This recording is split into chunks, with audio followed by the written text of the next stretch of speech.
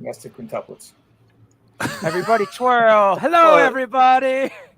Welcome to D.E.C, Drummers Education Connection, episode 93. They said it would last, but look at this. We're going to be at 100 before you know it.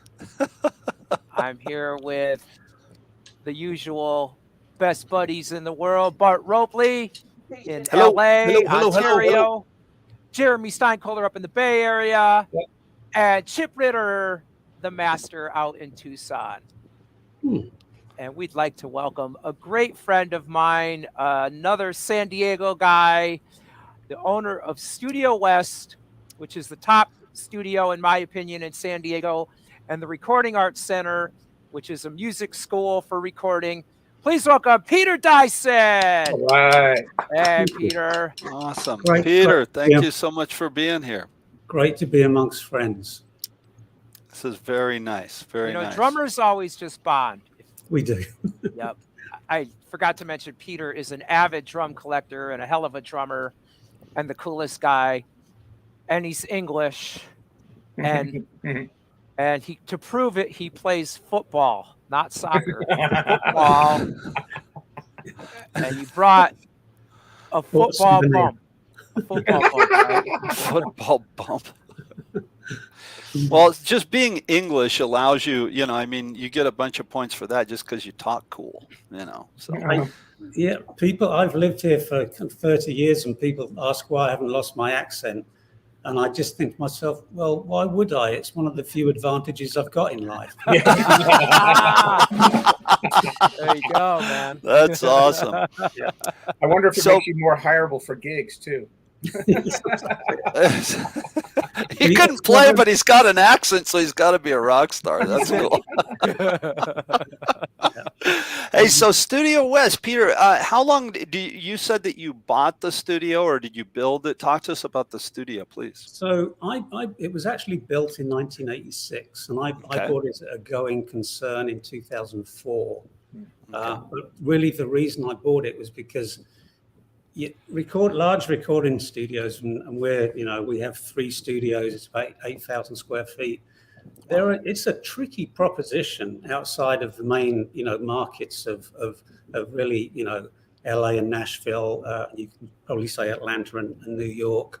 But my goal with it, my aim from the beginning was to start a program to teach recording arts, because I come from, even though I got a degree in history, but my father worked in, he was in the kind of the Navy, but he worked in the dockyards. He worked in Chatham Dockyard, where they built ships from the 1600s out of wood. And so there was this whole kind of, tradition of learning trade through apprenticeships. And, and certainly there are things that you can teach and you should teach, in a, okay, class, sit down, listen, fill this exercise out, that exercise. But audio engineering is really, you have to get your hands on the gear. It's like, trying to teach somebody to play the guitar and say, watch me play the guitar for a year and you'll be a good guitarist. It just doesn't work. And so I really bought Studio West with the goal of using it, both keeping it running as a working studio, but also starting to teach, audio production, audio engineering. And we've been doing that for, like 13, 14 years now. And when that's you run the that's class, an accomplishment to keep when that you run going. the classes there, is it like, do people sign up for 8 weeks, for a semester, for a year? So all of the above. No, we actually started out as an avid authorized kind of training partner. I've got a good friend actually who lives up in the Bay Area, Mark Kirshner, and he was an early employee of DigiDesign, and he was involved in their training. And I was lucky enough to meet Mark very soon after I'd moved here, because people would always call up and say, I want to learn how to use Pro Tools. And you don't really do, you could show me how to use Adobe Photoshop, but that wouldn't make me a graphic designer. Right.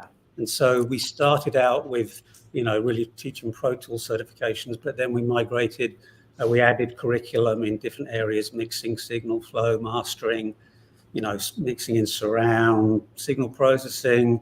We've even got into, now, so we have a 1-year diploma program, and we teach, there's 108 hours of video production in there. Cool. Oh, Because I think if somebody is really, if they can, shoot, edit video, it's another skill they've got in their toolkit. And I often find that musicians, they've got an innate visual sense that they've never really explored. And so some people will really end up excelling, with the kind of the video stuff as well. So, that's and, fantastic. and the recording arts aspect is called the Recording Arts Center. Is that correct? Yes, because when we started, I was, a lot of people said to me, a professional will never come and work at Studio West if they know there's people there learning how to record. And so we kind of chose a different name to differentiate it. But I actually found out that I think the opposite is true, because professionals, as long as the environment is tightly controlled, professionals kind of get a kick out of seeing people learning this stuff. And as long as it's controlled. You walk in there, guys, and there's an energy in there. It's so professional. There's like a front desk area. There's 3 studios that you can record at all simultaneously, right? Is it A, B, C, or room 1, 2, 3? A, B, and C, and then E and F. We've got a couple of kind of video edits suites as well now. Yeah. Oh, that's great. Yeah, That's fantastic. Because obviously the workflow is critical, and this is what I tell people all the time. It's like, yes, if you're doing an album, there's very few, music projects that we will do from beginning to end. Right. Like do the drums in Studio A, because a big sounding instrument like a drum kit, it's nice when you've got a big sounding room to record it in. Yeah. So you can't achieve good results, close miking, this, that, and the other. And often very kind of, unique and different acoustic environments can be fun to record drums in, but yeah, a big room helps. Do you also, so it's a full facility there, so recording, mixing, do you also do mastering there? We do mastering. We do what I call 95% mastering. Okay.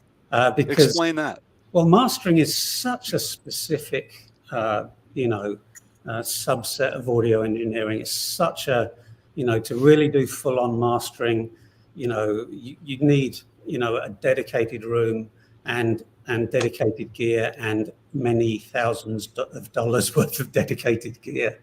And so I've got a good friend up in Orange County who has a dedicated mastering studio, and we tend to, refer all of our mastering to him.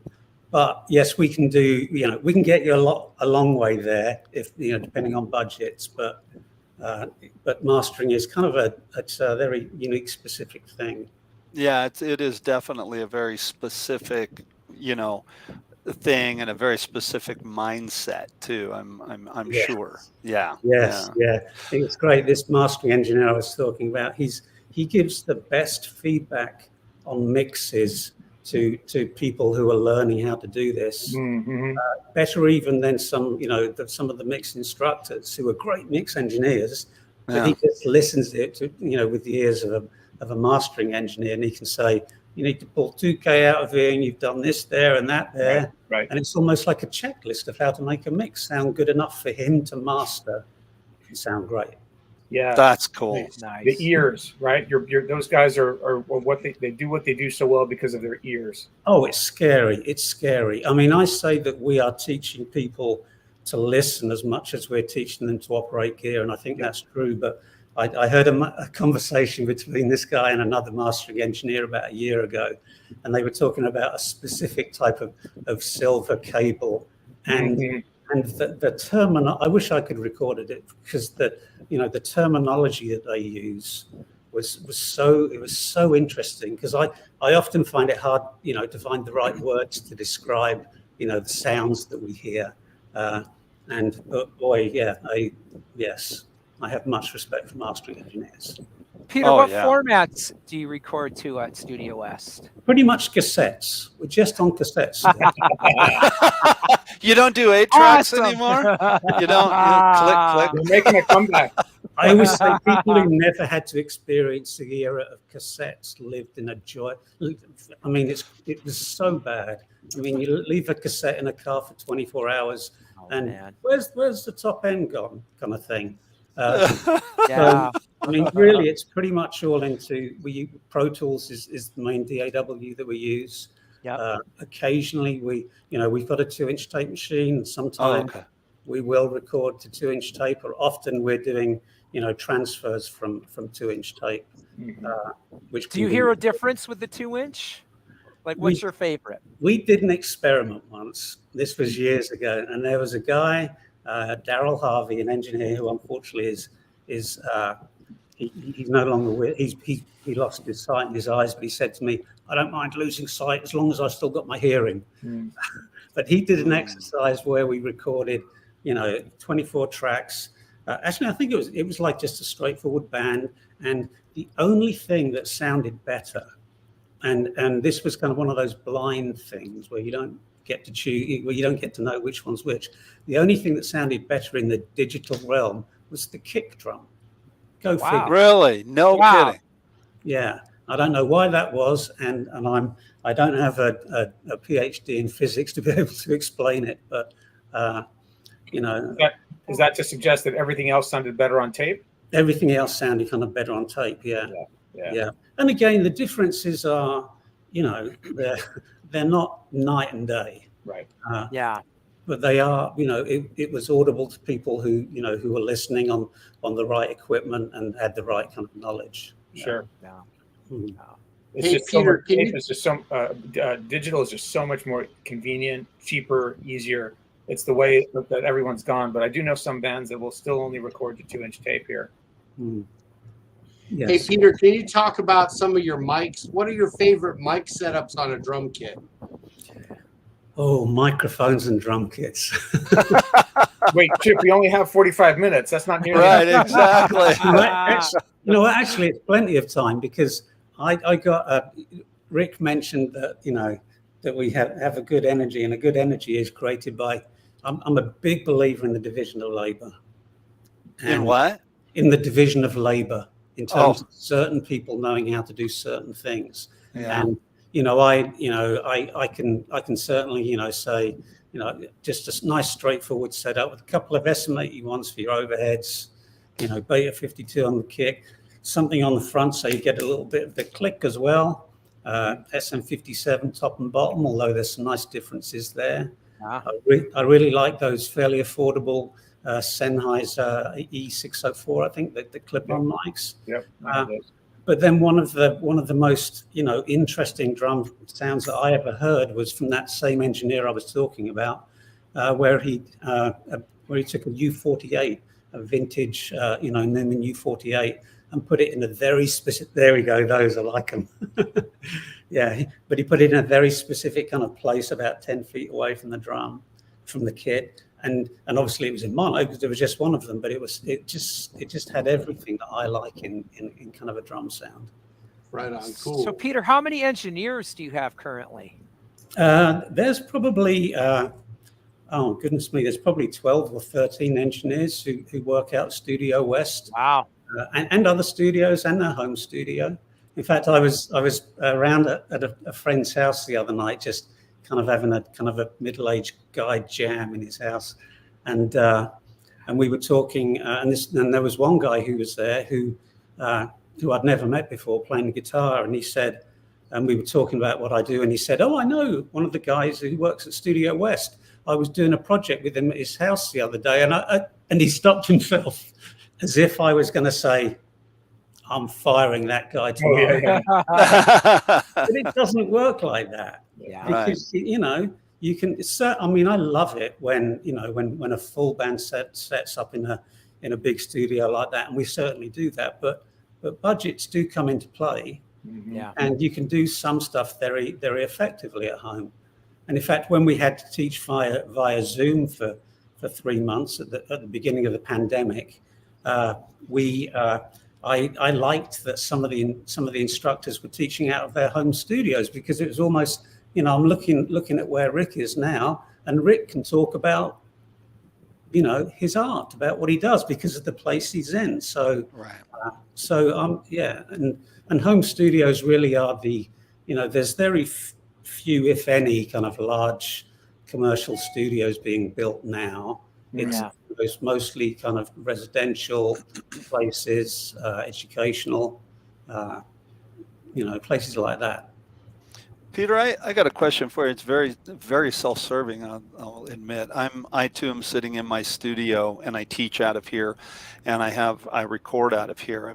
I just did an album in here. The reason I'm saying that is because I'm running a studio here. What is the biggest mistake that you see drummers make in a home studio? Ooh. Not realizing that the room is as important as the drums, right?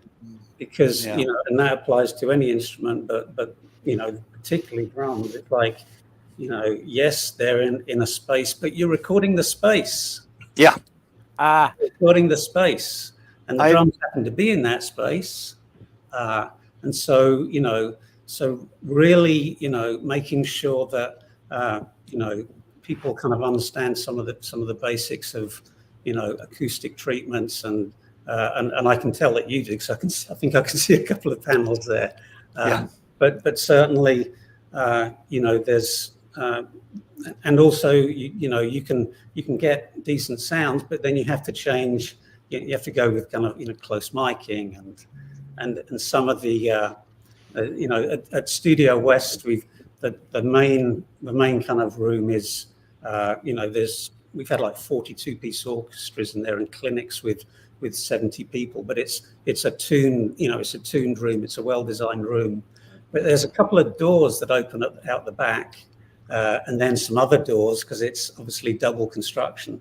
And there's an incredible producer in town here called Kiko Cibrian, and Kiko he was working with the drummer once, and he took one microphone, and again it was a nice kind of Neumann U48 or something, and he opened the back doors, not the doors to the kind of parking lot, but the doors outside of the main studio, and he put this microphone back there, and the drum kit was 15, 20 feet away, and I was like, "What are you doing, Kiko? That's not look." And then he said, "No, go and stand there and listen," and I was blown away with the sound that he was getting from that one mic that was not even really in the room.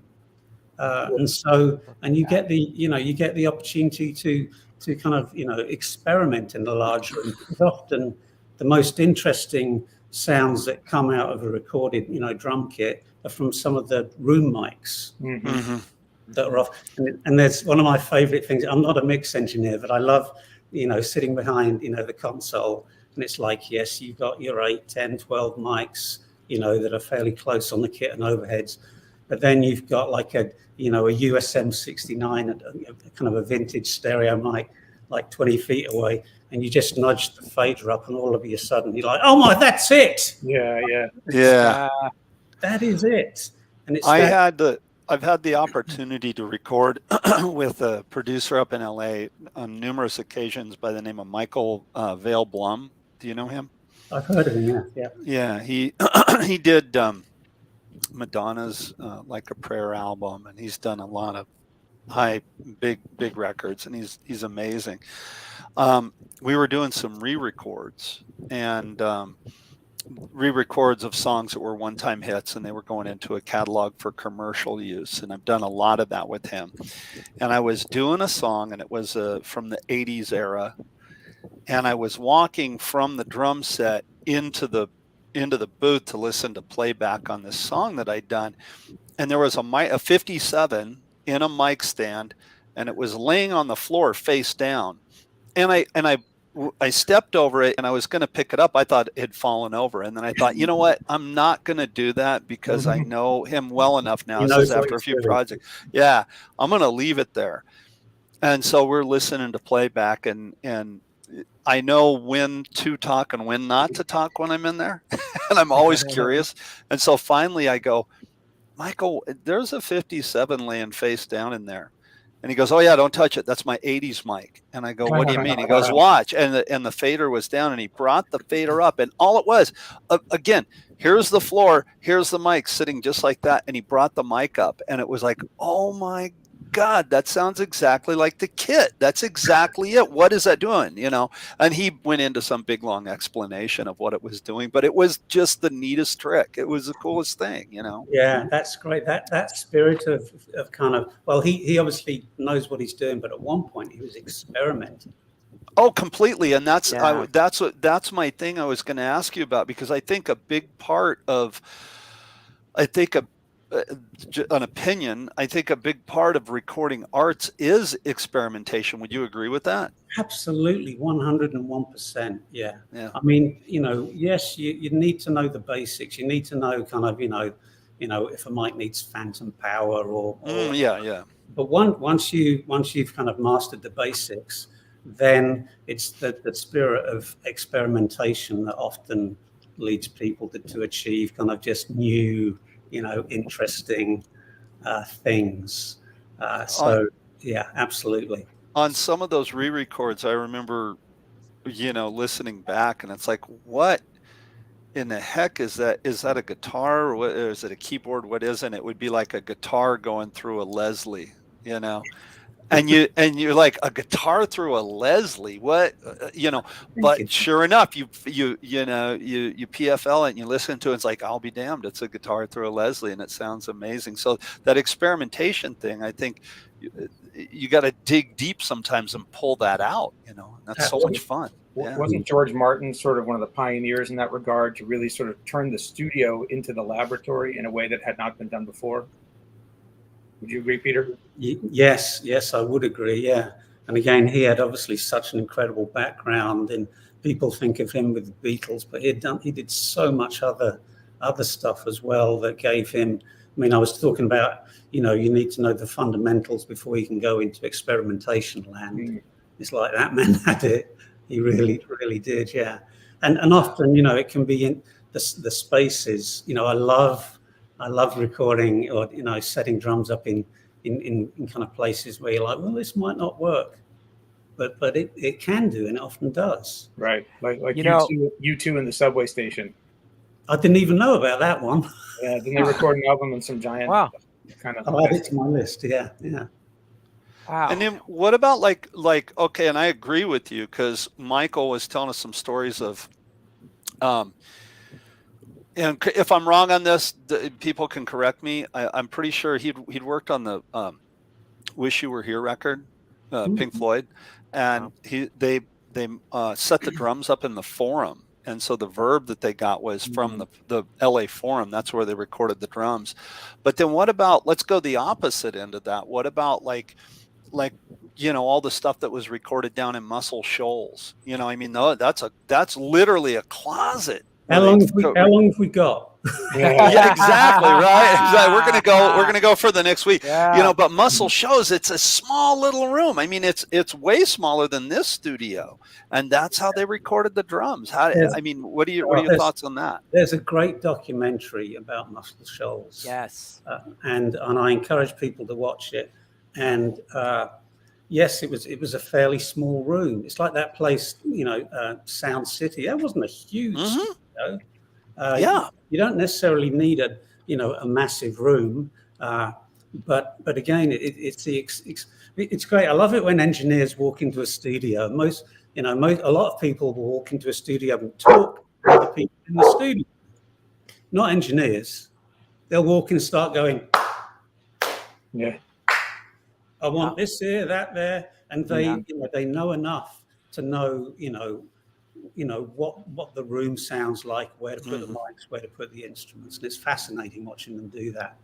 I was back in England a couple of months ago for a family wedding, and I grew up in a little village with a little village church that's like 900 years old, and the acoustics in that place were just absolutely absolutely fabulous. Not necessarily for drum recording, although I'm sure Yeah, right. it might be a little overpowering.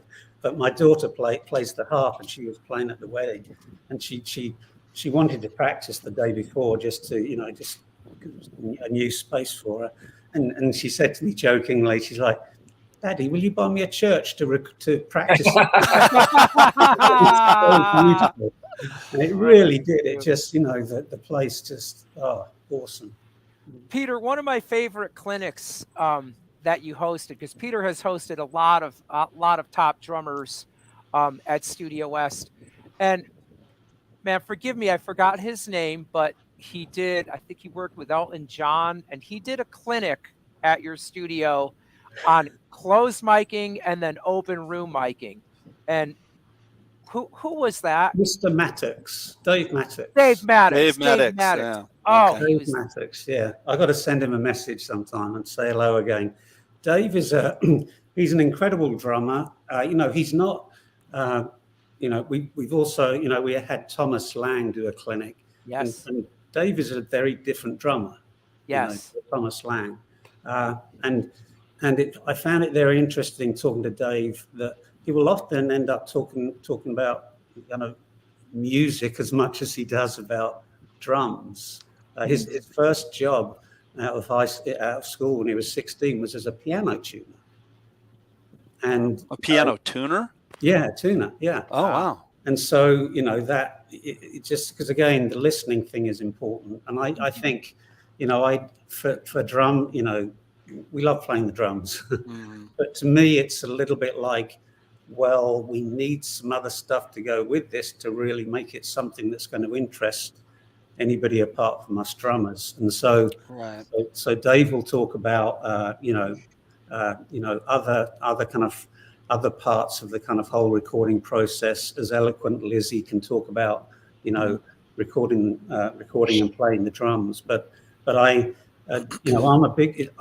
find it absolutely fascinating to watch, great musicians playing in a studio, because they do things that even people who think we can analyze music, really closely, they do things that we just don't really notice, but they sound magnificent.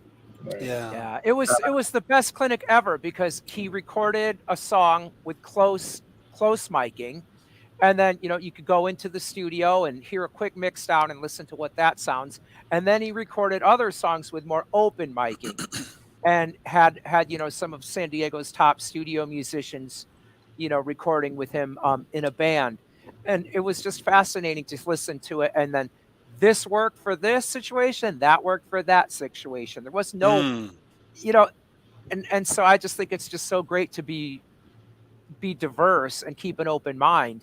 And he really, really demonstrated that. Plus, it was a blast. In the clinic, everybody got to do a clap track. Like all attendees were clapping. So you're in the recording. Yeah, so you were on the recording. It was. Did anybody clap on 1 and 3 and you kicked them out? It's no word of a lie. I could send you the picture. So we were doing the clapping, and I got a bit too excited, and I was off on it. And like a week later, he sent me a picture of him in an ISO booth with Paul McCartney when they were recording like the Pipes of Peace and that album. And the same kind of thing had happened. Paul McCartney was calling out Dave Maddox for not quite getting it. Yeah. We all make mistakes. Right, exactly. Dave is amazing. Now, what really, every room in Studio West is just amazing. It's the best place to go, have a tour. But Peter shines when he takes you upstairs, because upstairs is where all of his vintage drums are. And it's a real nice collection. So Peter, what's your favorite drum kit for recording, or what are some of your favorites? Rogers. Sorry, I just said interesting. Really quickly. Wow.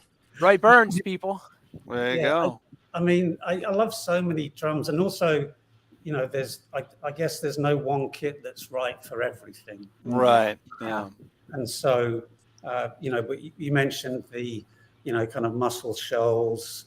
I love Stax. I love Al Jackson's probably my kind of favorite drummer, if you will, and you know, it was just kind of right for that sound. So their advertising slogan at the time was the Cadillac of drums, I think. They were just incredibly well made, and also, you know, I'm 58, and you know, growing up in England, I had a Beverly kit which I really regret selling, but also I had a stool, a little kind of Premier stool, and I was sitting on it once, and the spindle went up through the little plywood thing, and hardware was such a nightmare back in the day. Mm-hmm. Yeah. Such a nightmare, and we're spoiled in a way now with this wonderful hardware, but you know, the Rogers, I can't remember the guy's name, but he was a true innovator with some of the hardware that he designed.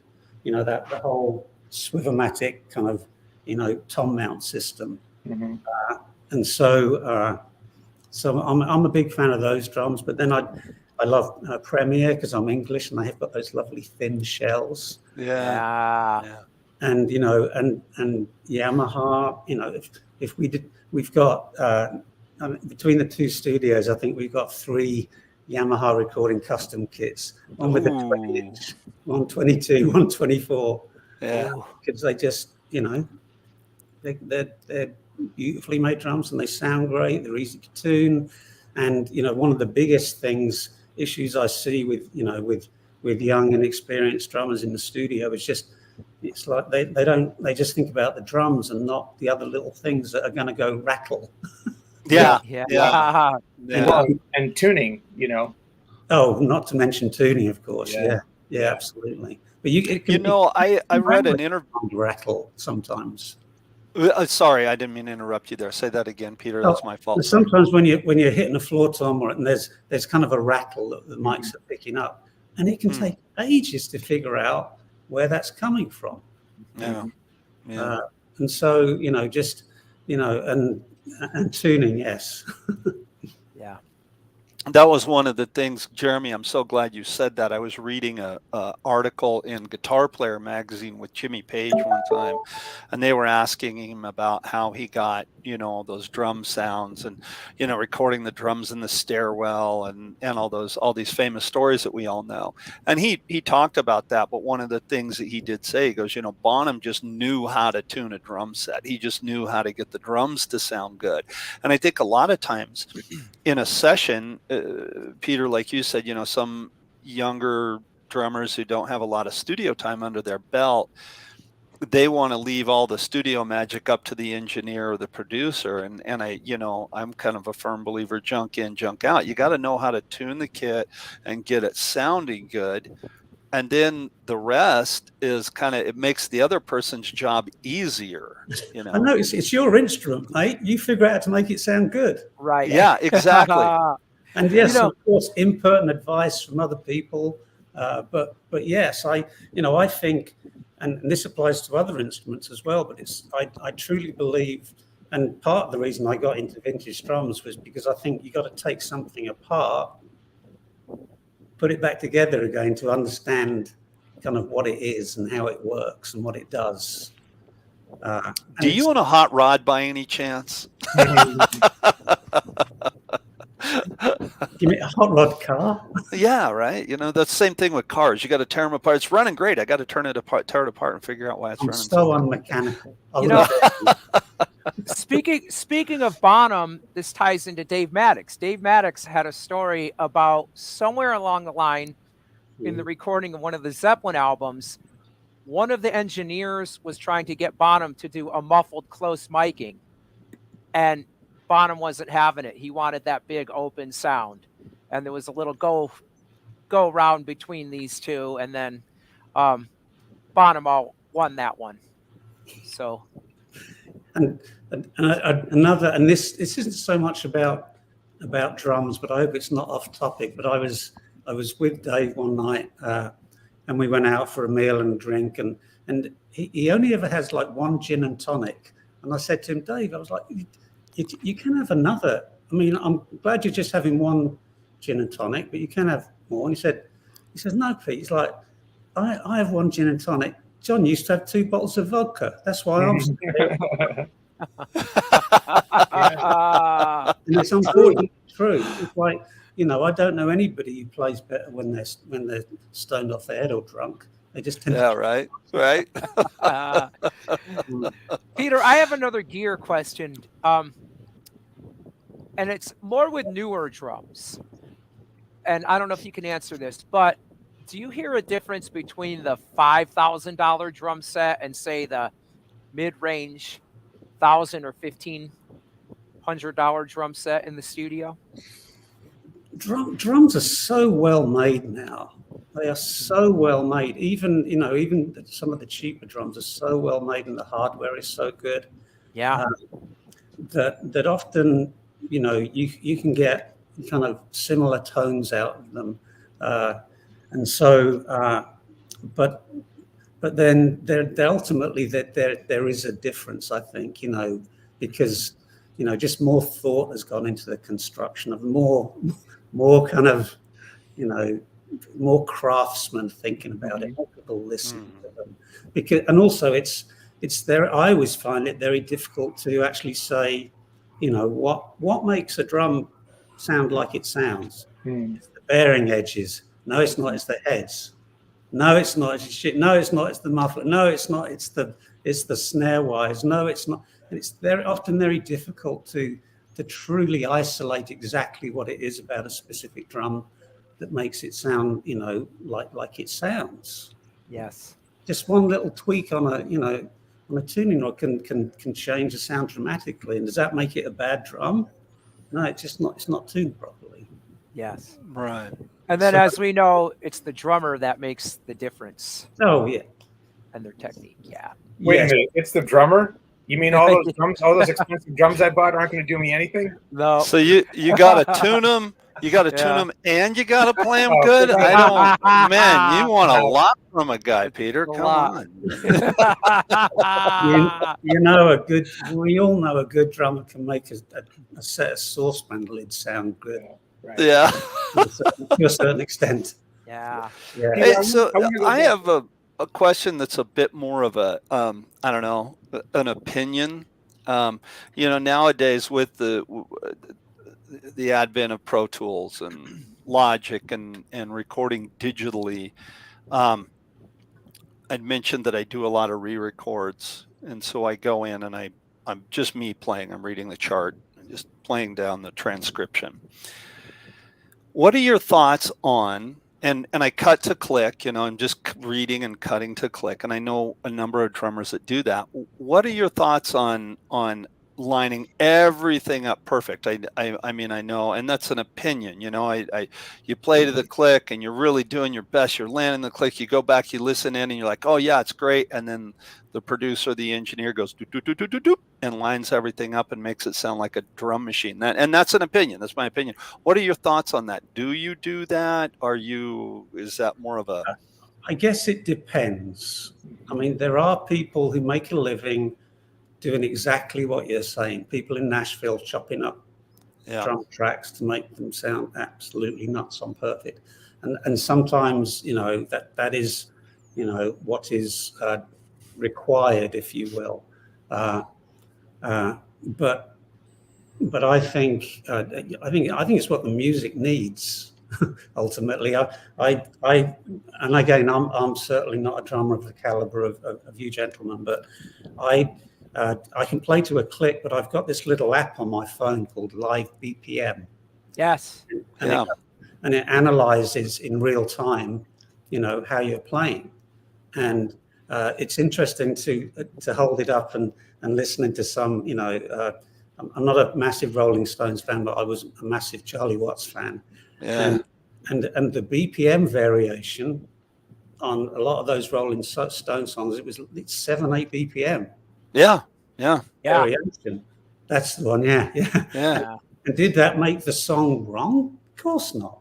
No. So, I think it should breathe. My opinion. This is, again, that's why I brought it up. It's my opinion. I think that time is kind of like a rubber band. It should it should flex a little bit. I mean, there's no question, and some great songs, some hit songs, like the intro comes in, the drums come in, boom, takes off. I mean, I would say, know a Bart, few songs like that. I would generally agree with you, Bart, but I would say that depends on the style and it depends on the genre a little bit. Oh, I do too. No, I want it to. I think it should flex. Like where would you say it needs to be perfect, Jeremy? Curiosity. Just thinking about hip hop or like, sort of more drum and bass or dance or trance music and that kind of stuff that's got this really steady, danceable pulse. EDM, is it 120 that's EDM's at? Right, Don't stray. Yeah. To me, and again, even some rock songs, even some pop. I mean, there's certainly plenty of pop. I mean, all that stuff's so much done to a click now. But even some rock songs, that are just sort of straight groovers. There's less, elasticity maybe in certain songs that just sort of hit one. I call it like set it and forget it. Thinking like "Take Me to the River" by the Talking Heads. Where it's just like just a simple part over and over, and it's so exposed and so simple that any little bit of variation in tempo you're going to feel, because there's not a lot of layers of syncopation happening. So I don't know, I can see there's times when more strict adherence of course. Better, but in general I totally agree. I when it's up to me, I tend not to play with a metronome in the studio just because I feel it breathes better and flows better. Well, Staying Alive by the Bee Gees is a good example. The way they came up with that drum part, and that was what 77, and it just stays there. It doesn't move. And how can you argue with that song? Come on, man. That's just, right. Peter's over there dancing. He's got it going on in his head right now. Yeah. I did a session once, and the drummer in the band couldn't play to a click. And the band really wanted it played to a click. Yeah. So we got a take, and I thought it was pretty cool. And then one of the guys in the band said, "Hey, let's go do it again now without the click, so it has human feel." Mm-hmm. And the producer said, "No, we're going to keep that track. He's right on with the click, and it grooves with the click. If you want to add the human feel, that's going to come in the guitar and the bass." He was saying, if you want to add the human feel, that's going to cost you another $500. Yeah. That's often why, in the studio, it's like, let's do it to a click, because then we can line everything up really easily. Yes. And we can comp takes really easily because it's all in the same place. Right. Whereas if you've got a track that's got that kind of organic, going here, going there, it takes 5 days for somebody to go and do the edits for all the different. Well, that's a good point. If you're multi-tracking, those sessions are, you've got to have stuff laid down so that when you add in the guitar part, the third guitar part, the keyboards, the strings, everything's got to be to a click. Otherwise, they're just guessing and moving back and forth all the time. Yeah, there's no reference point to it's like which one's right, who had the right feel. Bass player, the drummer, or whatever. Right. Peter, are you ever seeing drummers get fired from their bands, not because they can't play to a click in the studio? Yeah. Really? Yeah. I mean, it happens. You got to be able to. Yeah. Yeah, you got Let that be a lesson to you drummers out there. Practice with a metronome so that you don't get fired. Yeah. Practice with a metronome so you can do what you gentlemen have described, which is get rid of it. Right. Yeah, there you go. I think the click should be like another musician in the band. I think you should listen to the click to where it's there, and maybe if you have a tendency, like, the weirdest thing, like my click always slows down when I'm coming to the chorus. It's the strangest thing. Like every time I come to the chorus, the click slows down. Drives me nuts.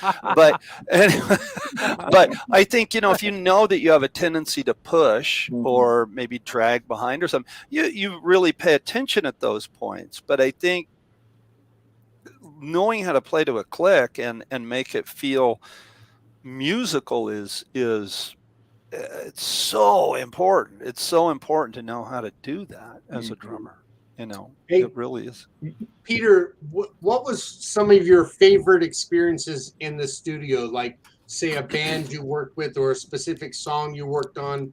What's one or two of your favorite experiences? So I can think of a couple, and one is there was a kind of a ragtime band came in, and they were all, you know, guys in their 70s, 80s, 90s, and the drummer came in. I think he was the oldest musician there, and I was kind of helping him set stuff up, and I was like, "Where's the hi-hat?" He's like, "We didn't use a hi-hat back in the day. It was a low hat kind of a thing." Oh boy, yeah. Low boy, Low where it boy. just, yeah. And I, you know, and to me, you know, understanding the history of how, you know, of how instruments have developed is absolutely fascinating.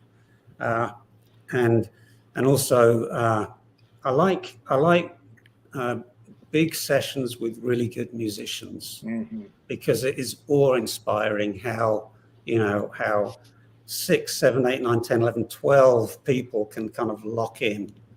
We did a session years ago before he died with Ike Turner, who I know is a bit persona non grata for some reason, but he was a bit of an innovator when it came to music, to say the least. And he was fairly old at the time, and he was, you know, playing the piano, and there was at least 10 or 12 other, you know, musicians in the room, and a horn section in one of the ISO booths, and he absolutely, every eye, people were so focused on him, and he was just making it happen. There was a drummer called Bill Ray was playing, and it was just fabulous. And so I like, because I think of drums as part of an ensemble, and sometimes, you know, the bigger and better the ensemble, the more kind of inspiring it is to watch it happen. Right on, cool. Peter, I want to double back to some. What's that? Check this out. Peter and I put this together in 2014. Cool. And basically every room at Studio West was part of the drum show. One of the sound rooms was just all snare drums. Oh wow. We had clinics all day, swap meet outside. Vintage kit set up. Yeah. Yeah. Very cool. And we did this because I was getting into vintage drums, and my son, who's now 24, he had said to me, we were on a road trip picking up some vintage drums in LA, and he was like, "Wouldn't it be fun, Dad, if we set them all up in a studio?" And so I started reaching out to a few other people, and we didn't charge an entry fee.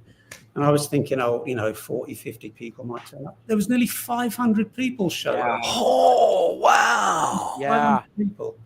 Yeah. You know, it was just fabulous, because I love, you know, kids who are kind of into it. I often know that, you know, the kind of music I play with, you know, with the band that I'm in, if you will, a friend from back in England, we play kind of Irish music, kind of punked up like the Pogues, that kind of, and you always know when little kids are starting to hear rhythm, because they start doing this thing where they kind of bounce on their haunches. And that's when the rhythm thing is kind of just has kicked in, because it's so, you know, rhythm is so elemental to music. So Peter, it was so great, you know, giving back to the community and really being there as an educator and educating people. And guys, it wasn't just like you throw it together, man. There must have been 8 meetings. Yeah. Really? That it took forever. I mean, there was just so much detail that went into it, and that's how you got that many people to come to check it out. Wow, that's so cool. Yeah, there was imagine a show where, you know, you could record your drums too. There was a booth. We had loops. That's right. Yeah. Yeah, there was the loop, and you could record in there, and yeah. There's a lot that you can do with drums. I mean, we haven't talked about cymbals, but bass are good enough to fill up Studio C with like 80 or 100 different cymbals, and you know, no two cymbals truly sound the same. And right. You know, and I remember when I was a kid, my parents bought me like a 15-inch Elgin Crash, you know, for Christmas or whatever. And I just remember watching the edges wobble, and I was like, "Whoa, yeah, cool." Yeah. And so, and again, I think I want to get T-shirts made up that say, "It's a drum, hit it." again, for somebody who's got a collection, I spend so much time staring at them, polishing them. Sometimes I think, what am I doing this for? That's Yeah. fun. I love it. It's Yeah. not Peter, I wanted to circle back to something we had talked about much earlier today, and also that we touched on a little bit before we went up live. You were talking about that you'd added a video production component to your schools, and you mentioned that's a nice additional skill for a lot of our students to have in their toolbox. Mhm. And before we got on today, we were talking about at one point you were worked as a career counselor. Yes. And we were talking about how difficult it is to make a living as an audio engineer, a dedicated audio engineer. And we've had the conversation in the past about making a living as a professional drummer versus an educator, and many of us have multiple irons in the fire just to make a living, right? We publish books, we do clinics, we teach lessons, we run band workshop programs, we do recording sessions, all these different kinds of things. So I'd be interested to hear about your take on sort of the state of affairs and nowadays for an audio engineer, and what your thoughts are about doing different things to make it work. Well, I do know that there's very few 9-to-5 jobs for drummers where we get a 401k and a pension and everything. Yeah. And so, and it's and engineering and music in general is cool, and so people are drawn to it, but they tend to think that the jobs in the industry are playing drums with big bands or mixing records for Beyonce or whatever. It's like, but I remember a conversation I had with a young man a few years ago who did our program, and he was a great drummer, really good drummer, and a good engineering student as well, and also I remember I was talking to him. I did a Starbucks run because you need to talk to people about what interests them, what their passions are, and he started talking about he was a big Tama fan. He loved Tama hardware, loved Tama drums. I couldn't get him to stop talking about them, and I was like, mate, you need to go and look at Tama's website and see what kind of jobs they have in the marketing department, kind of a thing. Because often it's a combination of skills that can lead to working with things that we love. And so, similarly, particularly, in the US, there's no real tradition of kind of, high school marching percussion in England. There are kind of pipe and drum bands and whatever, but it's nothing like as big as it is here. And the number of people who are involved in that industry in terms of, because to sell 500 Yamaha marching snare drums to some big school district, you need to know how to play and how that drum is made. And so one thing I always encourage people to do is to think, how can you do something in life that involves the thing that you're truly passionate about, and you'll still have to do it well. Yeah. But just think beyond the straight performance things, and you will do that. But it really for young drummers it's a question of thinking through, what am I good at? What do I like doing? What can I do in addition to playing the drums? That can lead into some kind of a career that involves the thing, that I truly want to do. That's the one thing my buddy Dan Dawes from Dawes Electronics says. He goes, some days you're a drummer, some days you're a plumber, and I think that I was joking a little bit ago about, do you have a hot rod, and I think drums are very mechanical. I mean, setting a drum set up and getting everything right. I mean, you're gonna have bolts that strip out. You're gonna have things that break, and learning how to fix those. I mean, being a good drum technician is part of being a drummer, and I completely agree, because I make a living. I'm a drummer. That's what I do professionally. But one day I'm tuning a student's drums. The next day I'm doing a gig. The next day I'm teaching an 8-year-old how to play quarter notes. I mean, it's all encompassing. There's so many different things, and you got to love it all, I think. The reason I'm laughing is because I've got a garage full of vintage drum shells and drum kits in the studio. I got so many broken cymbal stands because I'm really bad with those. I can think of kind of a bushing out, but when it gets into the intricacies of some of these things, and I look at an Axis pedal and I'm like, oh yeah, who designed this? I know. It's a true, somebody who knows how, what a kick pedal needs to do, but they also know how titanium interacts with whatever it is. Yeah. So, I totally agree with that. Yeah. That's Peter. I was excited to hear you'd mentioned that one of the students at the Recording Arts Center is getting a lot of work as doing production and engineering, and is booked out until next year, and actually has a manager. Yeah.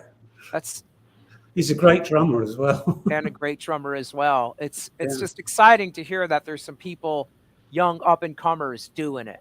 Yes, yeah, and because it is a difficult industry, it really is, and but also for the people who have the talent, and this young man certainly does. And I almost mentioned him earlier on when we were talking about the experimentation thing, because he did something the other day, and I'm not even going to try and explain it. I'll share it later, but it was truly like, wow, what on earth did that sound like? And he played it to me, and I was like, whoa, go figure. I love it. And so I like hearing those stories too, and I mean there's so many of them, like the one with Alex Van Halen on Hot for Teacher, how that's him playing, but they also mic'd up Eddie Van Halen's Lamborghini idling, and they put those two things together. That's and it's just like, wow. And I guess Ted Templeton spent, and this is back 84, so that would have been definitely 24-inch 2-inch 24 track. How would you make that line up? I mean, nowadays with Pro Tools or Logic, you could slide stuff around and chop it up. But oh my gosh, the work that went into that is just, let me tell you two of my favorite drum tracks. One is the beginning of Every Day by Buddy Holly. It was somebody tapping a pencil on the edge of the console. That's what it is. Yeah. Really? Yeah. No and kidding. then also the Dixie Cups, Iko. Mhm. Three sisters in a studio. Yeah. My grandma to your grandma's by the fire. They started off. They had pencils and Coke bottles, and they were just off on the edge of the studio doing what 3 or 4 young sisters would do. They were doing a singing game that involved rhythm, and they were tapping pencils on Coke bottles. Best drum kit ever. That's so cool. I never knew that. That's awesome. so funny. I was listening to that yesterday, trying to hear if there was drum set in there, and I'm like, I don't think I hear a kick or snare anywhere. All they overdubbed was an upright bass. Dum dum dum. Yeah. No kidding. Classic. Wow. No one ever told you can't do it this way. Like with Right. Yeah. Okay, one more technical question, and then Rick will ask you the most important question of the day. But is it true that, and maybe you know this or you don't, I don't know, that the Ludwig Supraphonic is the most recorded snare drum in history? Is that true? I think that is true, because I've heard it from too many people for it to be a lie, if you will. Yeah. But I also think that the Ludwig Acrolite is in some way. I've got a very good friend who Rick knows, who's another teacher, and he's young enough to have tattoos, and he said, Peter, what tattoo? I want to get a drum tattooed. What should it be? And I said, get an Acrolite. Yeah. Because it was designed as a student model snare drum in 1963, and they're still knocking them out. Right. And if something was designed that well from the get-go, I think they're kind of go-tos for me. And also you can pick them up for $70 on eBay. Yeah. It doesn't have all of the tone and all that. So it's just kind of like a simple meat and potatoes snare. It's amazing how that's caught on, and it was supposed to be an entry level. Yeah. So Peter, cool. Hey, Peter, thank you so much for being on the show. I'm so grateful that we've been anointed with the technology that's let us have you here with us. sharing your information. So thank you so much for being here. Wow. Well, We got it in. I've got the coolest job in the world because I get to even hang with people like yourselves. 'Cause I truly, I want to come down to your studio, man. I want to go down and Come tour it. yeah. I'll send a few pictures, tidy it up, and then you come on down. Oh, All that'd be right. great. Yeah, Peter, do you have any clinics planned in the future at Studio West? Actually, I was contacted by somebody the other day, Todd. My wife was very excited because she used to like stick. Well, she still does like. Zuckerman? Oh, Todd Zuckerman. Yes. So Do it. Yes, I think he's going to be doing one with us in February, I think. Awesome. Oh my gosh. Oh man, I'll be there. I'm so there. Yeah. Yeah. But I want to do more because again, it's been a very frustrating period for people who like doing things with other people. Right. Yes. And so I think it's time to open the world up.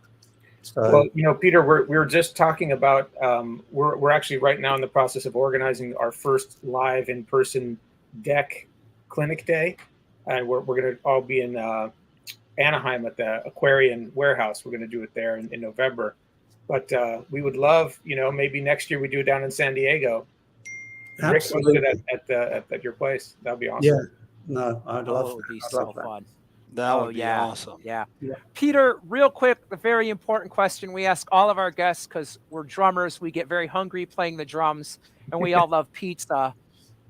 What's your favorite local pizza? We'll see if you and I align. Spinach and mushroom from anywhere. From anywhere. Is there a specific place in San Diego? There is a place. Oh, my wife, she's better at remembering the name of it than I am, but we live in kind of inland from Encinitas, and it's Lucadia, I think it's called. Oh, the cake pizza. Yeah. Spinach and mushroom. No pepperoni. No. Spinach and mushroom. And I always say, if you leave like a 3-day-old pizza in the kitchen of a recording studio, it will disappear within 3 or 4 hours. Oh yeah, totally. Look, it's so full circle, because where would studio recording be without pizza? Right, exactly. Yeah, man's got to eat. and use the boxes for an interesting little. There you go. Right, like the intro on oh god, what's that Zeppelin tune where Bonham plays on the guitar case for a while? Ramble on. Yeah. There you Pizza go. box. Yeah. Well, Peter, thank you so much for joining us. Thank you, Peter. Thank you. My privilege. I loved it. All right. Well, thanks everybody. We'll see you guys next week. I don't think we have any guests planned for next week, but we're talking about doing some educational stuff, maybe some live clinics over StreamYard. And that would be fun. We have some really cool guests coming up. We have our 100th episode happening in about 8 weeks or so. So that's going to be a real special. Are you going to announce who our guest is going to be? I'm not, because I want it to be a big surprise. Really, pop drummer, one of my heroes. So that's going to be awesome. Ooh. All right, guys. Thanks everybody for tuning in. We'll see you next week. Thanks so much, everybody. Peter. Thank you, Peter.